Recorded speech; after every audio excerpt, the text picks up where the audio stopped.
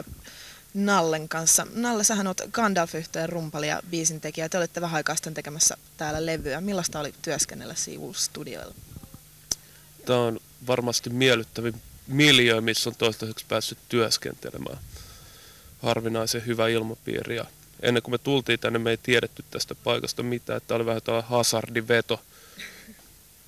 Kokonaisuuteen täytyy sanoa, että antoisimmat sessiot, että Suomenlinna miljöönä on sellainen, että se on vähän eristäytynyt ja täällä on aika liikkuu hitaammin. Tämä on erittäin luova ympäristö. Ei tarvitse stressaa kukaan, vaan pystyy silleen tekemään asioita silloin, kun itse parhaaksi näkee. Ja se käytännössä mun mielestä ehkä olennaisena osana on vaikuttanut siihen, että miten hyvä meidän Rock Hell-levystä sitten tulikaan. Se me kuullaan sitten muutaman kuukauden päästä, kun se ilmestyy, mutta mitä sanot, eiköhän lähetä saman tien katselemaan studio? Jep.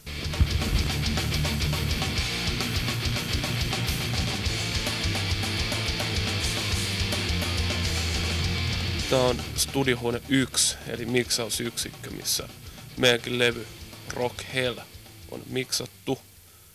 Vaikka tämä tiski näyttää melkoisen pieneltä, niin tässä on sitten niin paljon tietokoneistettu silleen, että tässä on 72 kanavaa oikeasti, mutta ne on sitten noilla tietokonepömpeleillä ja sitten kaapit on Dynaudion erittäin laadukkaat, ollaan huomattu, nekin on ollut melkoisen kalliit, maksanut 120 tonnia tietääkseni.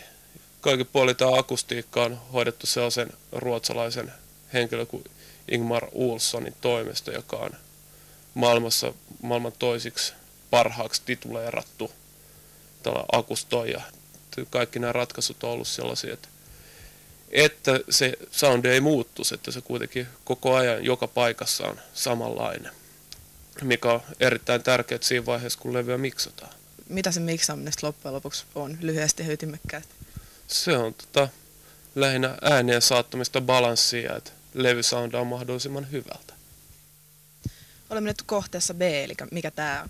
Tämä on studion kakkosyksikkö, eli tämä on tällainen äänitarkkaamo. Ja tässä on tietokoneen vaihtoehdon lisäksi niin olemassa tällaiset kelanauhat myös, että jos haluaa tällaista ehkä lämpimämpää tai kelanauhasoundia, mitä esimerkiksi joku Lenny Kravitz vaalii ja muun muassa myös Suomessa Jukka Karjalainen tunnetumalta nimeltä J. Niin asialliset vermeet täälläkin puolella, todellakin niin kaikkia on pyritty mitoittamaan silleen, että mahdollisimman hyvää jälkeä syntyy jokaisessa yksikössä. Nyt ollaan siis äänitarkkaamolla siinä toisella puolella. Tästä ei varmaan hirveän vaikea kuvitella, että mitä tässä tapahtuu. Aivan, että soittimethan on pystyssä tuossa Knucklebone Oscarille ja bändeilleen. Ja niin, tässä voi tosiaankin joko äänittää ja pelkät rummut tai niin Knucklebone Oscarin tapauksessa, niin niillä soittaa livenä matskunsa sisään tässä. Mutta vaihtoehtona tietysti on, että täällä on pienempiä yksiköitä, missä voi sitten myös äänittää jokaisessa erikseen ja sitten tavallaan tarkkaamassa sitten kuuntelee, että kaikki on balanssissa ja näin. Että ihan miten kukin haluaa.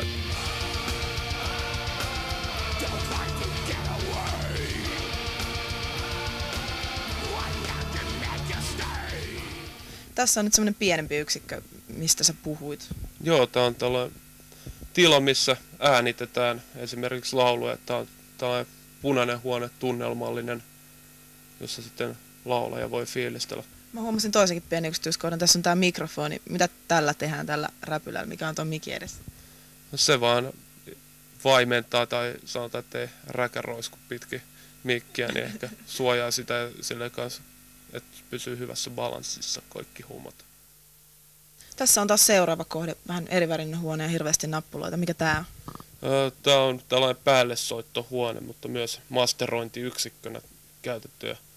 Se on lähinnä sitä, että levy viimeistelyvaiheessa niin pannaan kaikki musiikki silleen läjää, että voidaan lyödä sitä levylle sitten mahdollisimman kovaa, että soundaa mahdollisimman tuhdilta sitten, kun sitä levyä kuuntelee kotona tai tilassa kuin tilassa. Tätä voi käyttää myös tarkkaamona, että tämä on vähän tällainen riisutumpi kuin toi kakkostudio tai ykkönen, missä aikaisemmin jo käytiin. Me ollaan vähän tällaisessa pienemmässä huoneessa. Mitäs täällä tapahtuu? Tämä on Studio 4. Tämä on tällainen midi-paja niin sanotusti, että täällä pystyy tekemään kaikkea tästä konemaista, mitä koneella voi kikkailla, niin täällä löytyy sitten tekijät myös silleen, että jos haluaa vaikka jotain White Zombie-maista soundia, niin tässä huoneessa sitä varmasti pystyy tekemään. Täällä on kaikki vermeet sitä varten.